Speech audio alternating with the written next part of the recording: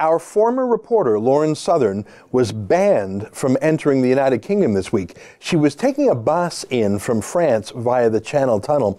When her passport was scanned in Calais, France, something came up in the system and she was pulled aside by police for questioning, and they detained her, if you can believe it, under the powers of the Terrorism Act. The Terrorism Act. Held for hours, and for the first hour, no right to a lawyer, no right to remain silent either. That's a special provision under the Terrorism Act, and it makes sense. It's the ticking time bomb scenario where minutes count, so the balance of interests, according to the UK Parliament that passed this law, is to allow police to search things that a terrorist would have without a search warrant, without even any reason for suspicion, to detain people and require them to answer questions.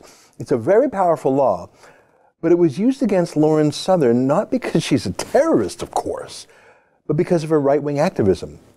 Let's start by saying the obvious.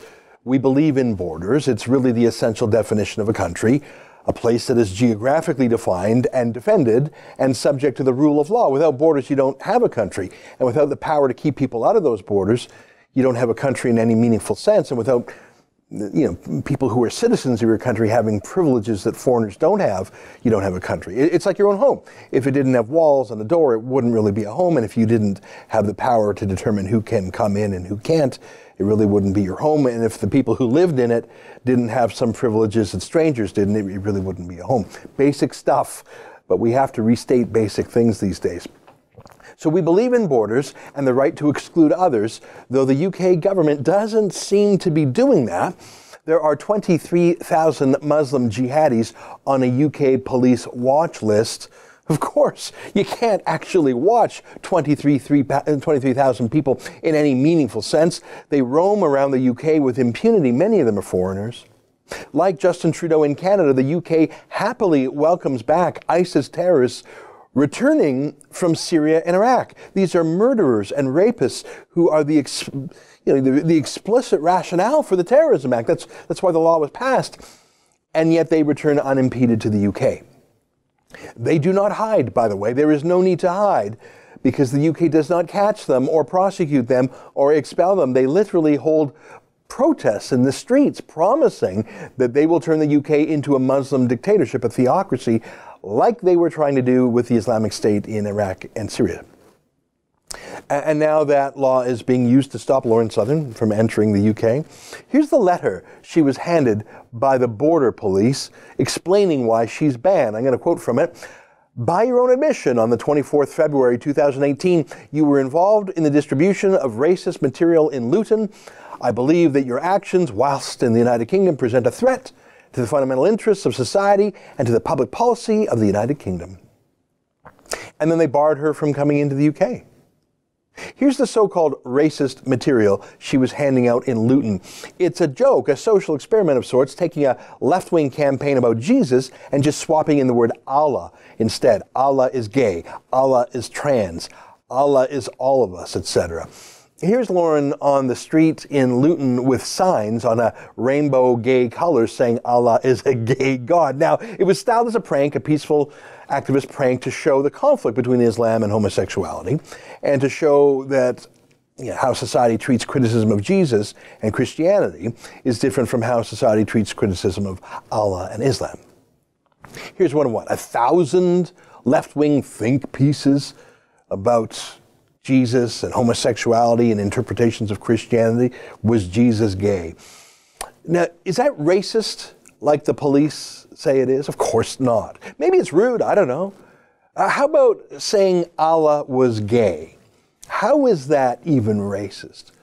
What's the race in question? Allah isn't even a person. Muhammad was. Allah is the Muslim name for God. God doesn't even have a race.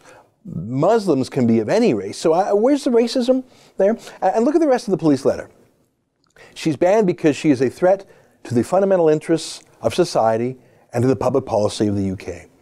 Now, that's laughable on the face of it, that this 22-year-old woman is a dire threat to the fundamental interests of society, that she could be like Samson and make the whole house fall down. Look, 400 ISIS terrorists returning is no biggie to the UK, just the vibrant diversity of multiculturalism, but that little prank is such a risk to society that she's detained by anti-terrorism cops.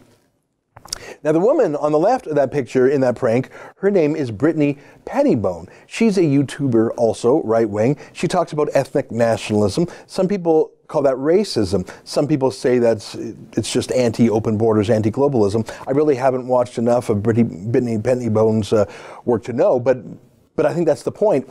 I don't think the border police have immersed themselves in the political commentary of Lauren Southern or Brittany Pettibone and truly understand their ideology. And even if they did, that's not the purpose of the Terrorism Act.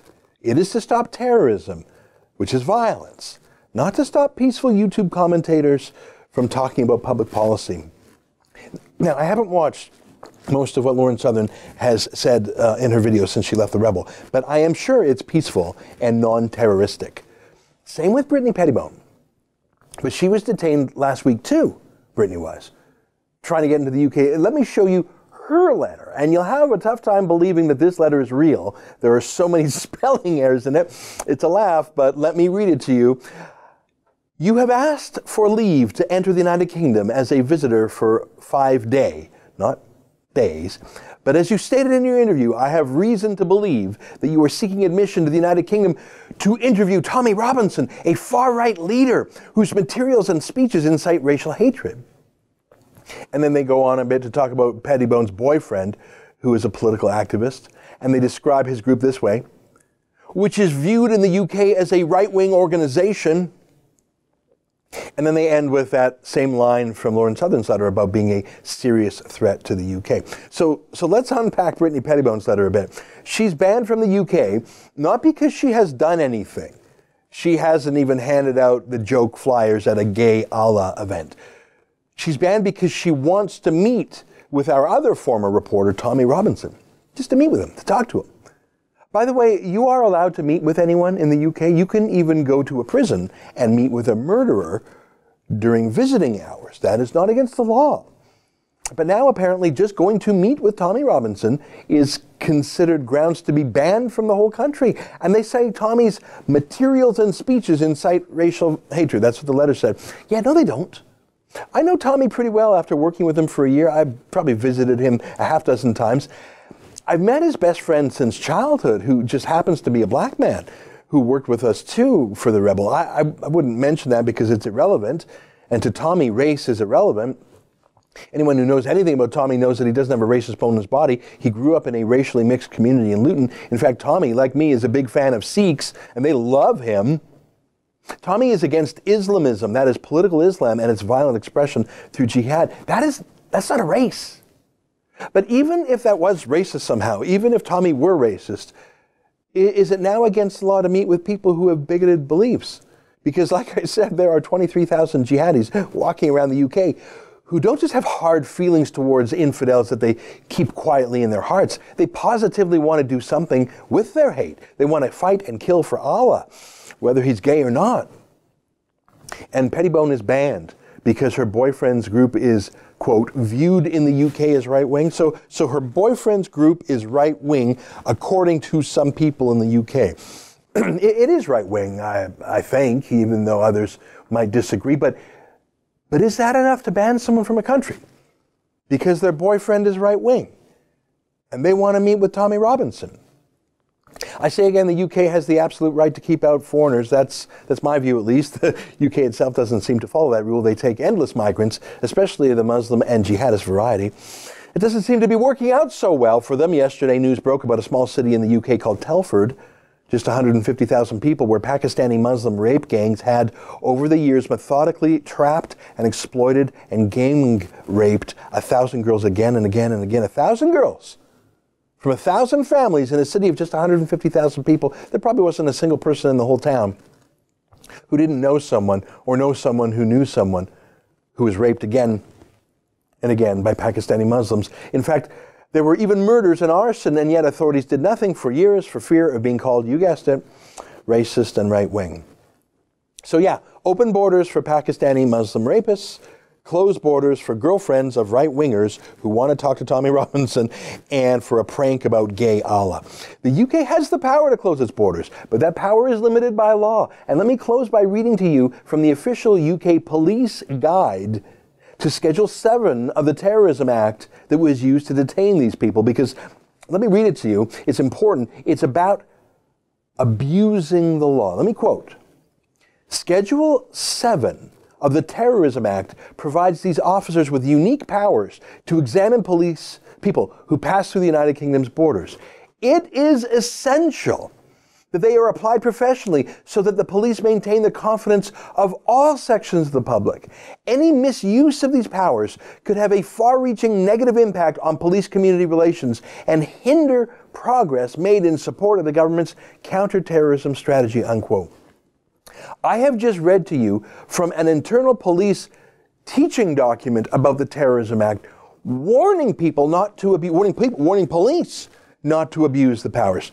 Just like in the United States, when their foreign intelligence surveillance courts were abused by Barack Obama and the Democrats to spy on Donald Trump's campaign, these extremely powerful, invasive laws were designed to stop real terrorists, not to stop political opponents. Same with the UK Terrorism Act. It is designed to stop jihadists, not to be used to falsely detain and exclude right-wing journalists and activists while letting the jihadists in. This is the new normal. The UK has done this to other conservatives and others warning about Islam, our friends Pamela Geller and Robert Spencer of Jihad Watch. It is censorship. It is political abuse. But worse, it is an admission by the United Kingdom that their police find it easier to stop the people warning about Islamic extremism than to stop Islamic extremism itself. That's an excerpt from my daily TV show, The Ezra Levant Show. Normally it's behind a paywall, but I thought you'd like this video, so we put it on YouTube. If you want to subscribe to watch the daily show every day, including always 2 interviews a day, and I read my hate mail, just click on this screen and become a premium member.